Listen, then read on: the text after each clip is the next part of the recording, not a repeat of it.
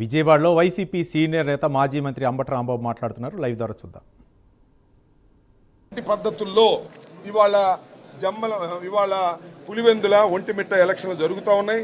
ఇది చాలా దారుణమైనటువంటి అంశం. ఈ విషయాన్ని మేము దృష్టిలోకి తీసుకురావడం కోసం మరి ఎలక్షన్ కమిషన్ వారికి చెప్పాం. చెవిటి వారి ముందు శంఖం ఊదినట్టుగా ఊతానే ఉన్నాం. గత 5వ తారీఖు నుంచి ఎలక్షన్ కమిషన్ అని ఒక చెవిటి వారి దగ్గర శంఖం ఊతానే ఉన్నాం. వాళ్ళకి వినపడుతుందో లేదో తెలియదు, వాళ్ళు సమాధానం ఏం చెప్తారో తెలియదు. అక్కడ మాత్రం జరుగుతూ ఉంది. దోపిడీ దొంగల ముఠాలాగా జరుగుతూ ఉంది. నాకు తెలియగలుగుతానండి, ఎలక్షన్ కమిషను, పోలీసు, తెలుగుదేశం ఏకమైపోతే ఇంక ఎలక్షన్ ఏముంటుంది? ఎలక్షన్ చేయాల్సింది ఎవరు? Election commission. రక్షణ ఇవ్వాల్సింది ఎవరు? పోలీసులు. ఎలక్షన్ కమిషను, పోలీసులు, తెలుగుదేశం గుండాలు, చంద్రబాబు నాయుడు, లోకేష్ ఏకమైపోతే ఇంక ఎలక్షన్ ఏముంటుంది? అక్కడ గుద్దుకోవడమేగా. అదే జరుగుతుంది అక్కడ. ఇంకా నయం ఇది బ్యాలెట్ వల్ల ఇదంతా జరుగుతుంది. కానీ మామూలుగా ఈవీఎం మిషన్లు అయితే అందరినీ అలౌ చేసేవాళ్ళు, వాళ్ళు ప్రాపర్ మిషన్లు పెట్టుకునేవాళ్ళు. ఇంత దారుణమైన ఎలక్షన్ జరిగి ఏమి సాధిస్తావయ్యా చంద్రబాబు నాయుడు అని అడుగుతా ఉన్నా. ఏమి సాధించగలుగుతావా అని అడుగుతా ఉన్నా. దారుణమైన ఎన్నిక చేసి నంద్యాలలో ఏమి సాధించావు? ఇవాళ పులివెందుల్లో జగన్మోహన్ రెడ్డి గారి నియోజకవర్గంలోనే పులివెందుల జడ్పీటీసీని ఓడించానని నువ్వు అనుకోవడం కోసం ఇంత కష్టపడుతున్నావు, ఇన్ని డబ్బులు ఖర్చు పెడుతున్నావు, ఇంత దుర్వినియోగం చేస్తున్నావు. ఏమవుద్ది కసిపెరగదమాలో? అంటే వైసీపీని అణగదొక్కడం కోసం నువ్వు చేస్తున్నటువంటి ఈ ప్రయత్నాలను అర్థం చేసుకునేటటువంటి పరిస్థితుల్లో ప్రజలు లేరా అని అడుగుతా ఉన్నా. ఒక దుర్మార్గమైనటువంటి ఎన్నిక వాళ్ళను మీరు ఒంటిమిట్టలోను అదేవిధంగా పులివెందుల్లోనూ చేసేటటువంటి కార్యక్రమం చేస్తున్నారు. దీనికి మీరు మూల్యం చెల్లించక తప్పదని కూడా ఈ సందర్భంగా నేను చెప్పదలుచుకున్నాను. అడిగాం, మళ్ళీ మాకున్న ఆప్షన్స్ ఏమున్నాయి? న్యాయస్థానానికి వెళ్ళాం. న్యాయస్థానం వారు కూడా చాలా ఖచ్చితంగా చెప్పారు, ఎన్నిక నిష్పక్షపాతంగా జరపాలి అని చెప్పారు. వీళ్ళు కూడా నిష్పక్షపాతంగా జరుపుతున్నామని చెప్తున్నారు. మీరు చూస్తే వార్తలు చూడండి, గ్రౌండ్లో చూడండి, ఎక్కడ చూసినా అన్యాయం, అక్రమం.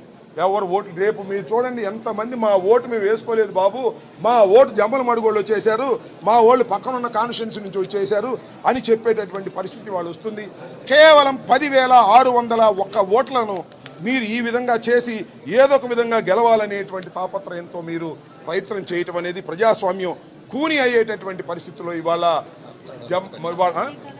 ఉంది. అంతేకాదు, హేమంత్ రెడ్డి గారు ఉన్నాడు కదా, మా జడ్పీటీసీ మెంబర్ కంటెస్ట్ చేస్తున్నాయని మేము సడన్గా పొద్దున గన్మెన్ మార్చేశారు, కొత్త గన్మెన్ వేశారు. అంటే హేమంత్ రెడ్డి ఎక్కడుండే సమాచారం ఇవ్వటం కోసం, హేమంత్ రెడ్డి కంట్రోల్ చేయటం కోసం ఉన్న గన్మెన్ ఎందుకు మార్చారండి? కారణం ఏంటి? ఆయన మీ వాడేగా, ఆ గన్మెన్ కూడా ప్రభుత్వం నుంచి వచ్చిన వాడే కదా, ఆయన ఎందుకు మార్చవలసి వచ్చింది అని అడుగుతా ఉన్నాను ఈ సందర్భంగా. ఇదన్నీ కూడా చాలా క్లియర్గా ప్రజాస్వామ్యం కూని అయిపోయింది అనేటువంటి విషయం చాలా స్పష్టంగా అర్థమవుతా ఉంది. చంద్రబాబు నాయుడు గారికి నేను చెప్పదలుచుకున్నాను, చెప్పడం కాదు, చంద్రబాబు నాయుడు గారికి హెచ్చరించదలుచుకున్నాను. అయ్యా, ప్రజాస్వామ్యంలో ఆఫ్టర్ ఆల్ ఒక జడ్పీటీసీ ఎన్నిక కోసం ఇంతగా దిగజారిపోయావు, ఇంతగా యంత్రాంగాన్ని నువ్వు సొంతంగా ఉపయోగించుకునే కార్యక్రమం చేస్తున్నావు, ఇంతగా రెచ్చగొడుతున్నావు, ఇంతగా హింస చేస్తున్నావు. దీనికి ప్రతిఫలం నారా చంద్రబాబు నాయుడు గారు నువ్వు అనుభవించక తప్పదు రాబోయే కాలంలో, గుర్తుపెట్టుకోమని కూడా మనం చేస్తాం. ఏం జరిగింది నాకు అర్థం కాదు. ఈ ఎంపీటీసీ విషయంలో ఇంతగా అంతా రాష్ట్రంలో మొత్తం టోటల్గా ఎస్టాబ్లిష్ అయిపోయింది. ఈ జడ్పీటీసీ ఎన్నికల్లో చంద్రబాబు నాయుడు గారు అన్యాయంగా, అక్రమంగా అధికారాన్ని దుర్వినియోగం చేసి గెలుపు కోసం తాపత్రయపడుతున్నటువంటి ఒక నీచమైన స్వభావం కలిగినటువంటి వ్యక్తి ఈ రాష్ట్ర ముఖ్యమంత్రి అని చాలా స్పష్టంగా ఎస్టాబ్లిష్ అయిపోయినటువంటి సందర్భం అని కూడా ఈ సందర్భంగా నేను చెప్పదలుచుకున్నాను. ఓకే,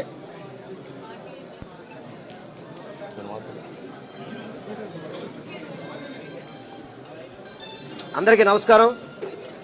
ఈరోజు ఉదయం నుంచి కూడా ఏదైతే జడ్పీటీసీ ఎలక్షన్స్ నడుస్తున్నాయో మన పులివెందులు కానీ ఒంటిమిట్ట కానీ ఏ విధంగా జరుగుతుందో మీరు చూస్తున్నారు.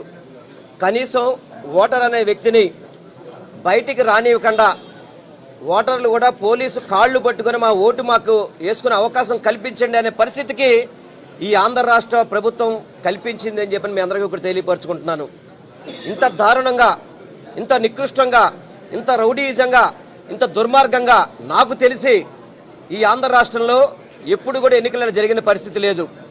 ఈ కూటమి ప్రభుత్వం ఏర్పడిన తర్వాత వాళ్ళకి 15 నెలల పరిపాలనలో చెప్పుకోవడానికి ఏ అవకాశాలు లేక ఈ ఓటమి భయంతో దుర్మార్గంగా డబ్బుని అధికార దుర్వినియోగాన్ని అన్నీ చేసి కడపలో ఏదైతే పులివెందుల ఎలక్షన్ జరుగుతున్నాయో పక్క జిల్లాల నుంచి మనుషులు తీసుకొచ్చి ఓటేసే పరిస్థితి వచ్చిందంటే ఎంత దుర్మార్గంగా ఉందో ఈ ప్రభుత్వ పరిపాలన మనందరూ కూడా అర్థమవుతుంది.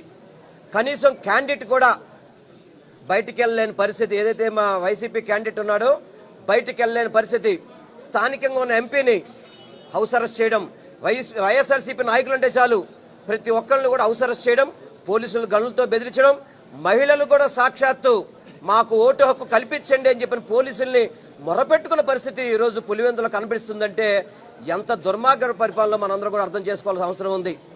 ఎందుకు ఒక్క స్థానిక సమస్యల ఎన్నికల కోసం ఇంత దుర్మార్గంగా ప్రవర్తిస్తారా? ఒకళ్ళు గెలిస్తే మాత్రం ఏం జరుగుతుంది? మీకు ఏం జరుగుతుంది? సునకానందం తప్ప ఏమీ లేని పరిస్థితి. ఇందాక కూడా చెప్పారు రాంబాబు గారు, గతంలో నంద్యాల ఎన్నికల్లో కూడా మీరు ఇదే విధంగా చేసి గెలిచారని చెప్పని. అదే నంద్యాలలో పబ్లిక్ ఎలక్షన్స్లో 50,000 మెజారిటీతో నంద్యాల ఎమ్మెల్యే గెలిచాడు. అక్కడ చంద్రబాబు నాయుడు గుర్తుపెట్టుకోండి, ఈ ఎన్నికలు ఏదో చేసుకున్నాం మేము అయిపోయానని చెప్పి అనుకుంటున్నారేమో, తప్పకుండా ప్రజలు ఎదురు చూస్తున్నారు. ఎప్పుడు ఎన్నికలు వచ్చినా కానివ్వండి, ఎప్పుడు సార్వత్రిక ఎన్నికలు వచ్చినా కానివ్వండి, డిపాజిట్ లేకుండా కూటమి ప్రభుత్వాన్ని ఓడించడానికి ప్రజలు సిద్ధంగా ఉన్నారు.